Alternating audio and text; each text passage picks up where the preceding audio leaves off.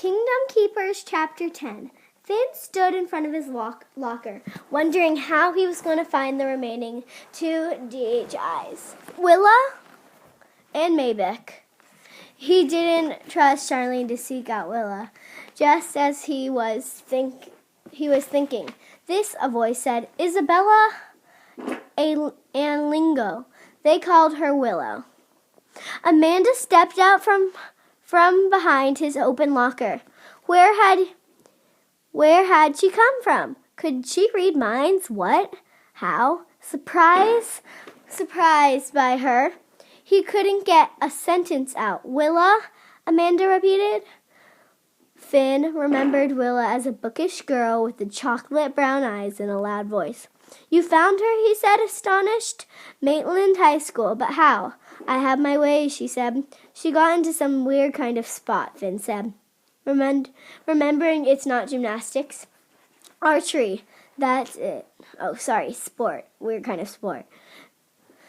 Archery, that's it, like Cupid, she said. And swimming, Amanda had certainly done her homework.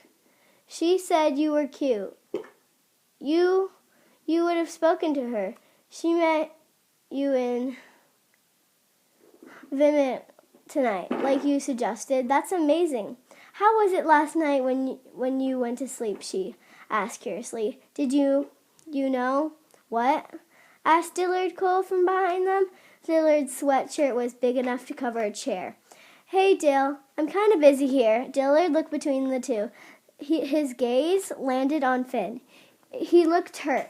He shuffled off. The sides of his shoes were so worn on the outsides that his ankles rolled. Finn felt bad to see Dillard so crushed. He was a good guy that crossing over was taking. Finn was away from friends.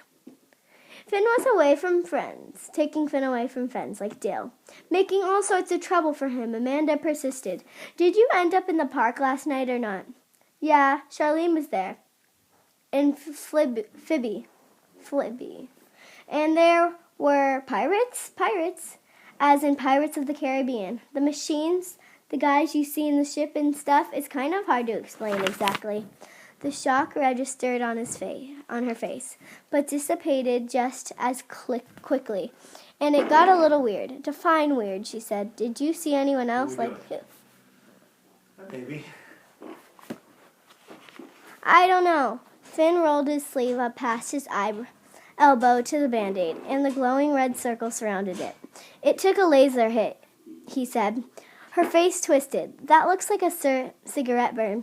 You and my mother, he muttered. Excuse me? I'm grounded as in forever. It's a long story, she said. Maybe he works at the Crazy Glaze. Finn looked at her blankly. The ceramics shop, she said. Over on Kilgore. You decorate mugs and plates and pitchers, stuff like that. They fire them there too. It's his aunt's store. How do you know all this? He asked. She avoided an answer, blushing and staring at her feet. I'm coming with you, she announced. That's part of the deal. What deal? Our deal. Do we have a deal? He asked. We do now. Maybe you missed the part where I told you I was grounded. I gotta get home from school. Did you ride the bus? My bike? Well, there you go, she said. Me too. Well, just happened to stop there on my way home. Amanda lifted her head as if she'd heard something. Her hair whipped around as she turned to look the hall. Oh no, she said. All at once, Finn felt a numbing coldness pass through him, a wave of nausea, as if all the blood had suddenly drained out of him. He sank to his knees. Amanda caught him as he went going down. Her books spilled. Some kid stepped out of her way. Finn, are you okay? Cold, he managed to explain. She hugged him, trying to warm him. Finn couldn't keep his teeth from chattering. His whole body was shaking. Amanda pleaded with him. Finn, she rubbed his arms. Think of someplace warm, a beach, a boat. Hot sun. It's a hot beach on a summer day. Finn felt himself warming. The more he thought of the beach, the warmer he felt. A moment later, he felt fine. He leaned away from her. "Woohoo!" he said. That was some kind of strange. A small group of kids that had gathered moved on. Finn stood up. "Are you sure you're okay?" she asked. Felt like I blew a fuse," he told her. "Thanks for the coaching. Where'd you learn that?" "So much of that stuff is in our minds," was all she said. She giggled. "I thought you fainted," he said. You turned just before, like you heard something." "What was with that?" She looked away. She didn't offer an answer. Now it's dawned on him. What had just happened? "It isn't safe," he mumbled.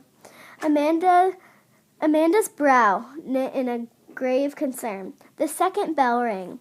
When Finn whispered dryly, "Now I know I've got to get to Willa and Maybeck.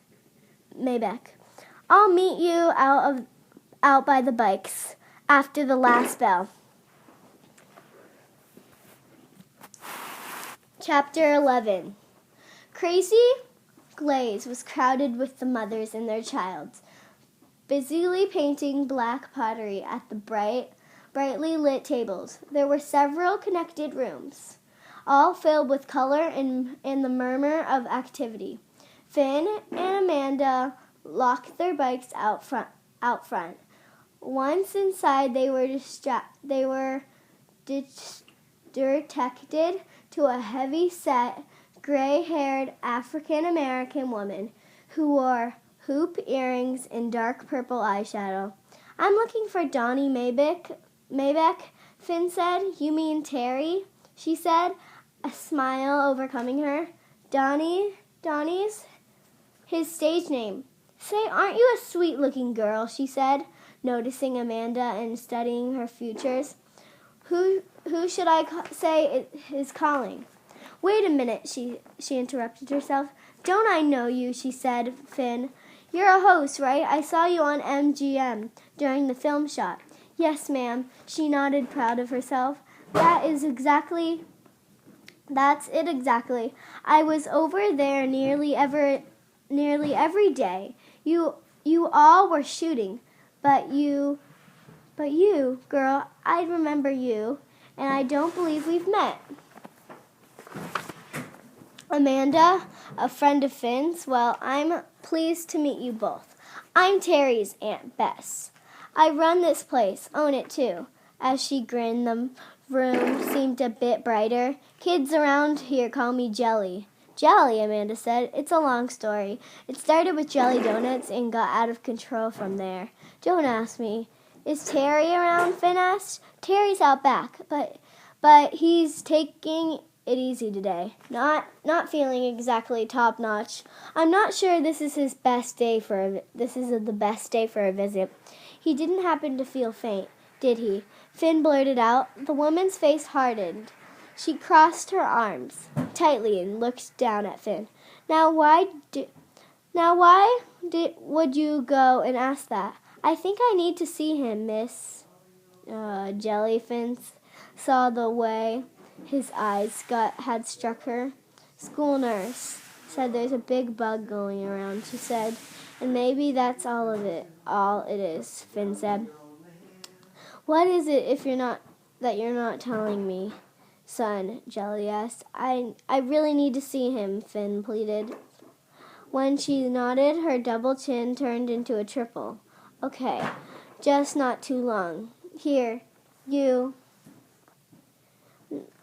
Just not too long. Here, you. Here, you. Here, you?" Maybeck said to Finn, looking up. He was a head taller than either of them. His expression was defiant. There was a hardness in his eyes. He was in the Midas of unpacking unglazed ceramics. He didn't want them there. Finn introduced Amanda. Maybeck said hey to her. He looked at Finn curiously. So what's going on? Are we okay to talk here? Finn asked. Maybeck looked around, closed the door, then led into the front of the shop and said, "We're good. How's your sleep? These past couple of nights?" "What's with that?" Maybeck asked. Had any vivid dreams? Maybeck looked, searching from Finn to Amanda. Finn said, "She knows. I've told her everything. I'm not saying I haven't I'm not saying I have or haven't." Maybeck said, "Did you make these?" Amanda pointed to a series of beautiful painted water pitchers on a shelf amid dozens of other bowls and mugs. The image on the pictures was the Cinderella castle. "Tourists like them." "But you painted them," she said. "Yeah, I sell them on the side." He lowered his voice and said to Finn, "Listen, the money from Disney, being DHI, it's made a big difference for us. My aunt and me and I can't risk they're asking for that money back. That's not going to happen." "How do you know it won't?" Finn hadn't ever considered such a thing. His mother would kill him if he lost his college money. "Do you have an internet access?" Amanda asked. Finn glanced over at her. Why did she always have to have the best ideas? He wondered. "Sure," Maybeck answered. Finn said, "The others and I, tonight, we're meeting in my guest bedroom in the Futural Magic Kingdom website to get this stuff straight." He paused and added, "It's happening to all of us, Maybeck, the dreams of being there, the fainting this afternoon." "Not me." Maybeck looked briefly afraid. Finn said, "The old guy, Wayne, he got something kind of mission for us as a team. I'm talking about. He says we've got to go to sleep at some point, and that when we do, we're going to cross over." Maybeck looked completely serious. There was not a laugh bone in his body. "I can't mess things up for my aunt." "We can't stop this," Finn warned. Whatever's happening, we can't stop. At least I haven't been able to. Have you?" He felt another little chill. He said, "It isn't safe." Maybeck met eyes with him, a mean look, both angry and afraid. He'd heard those words before. "No way," he said darkly. "Way," said Finn. Maybeck said, "Yeah, well, then I guess we gotta do this." End of chapter 11.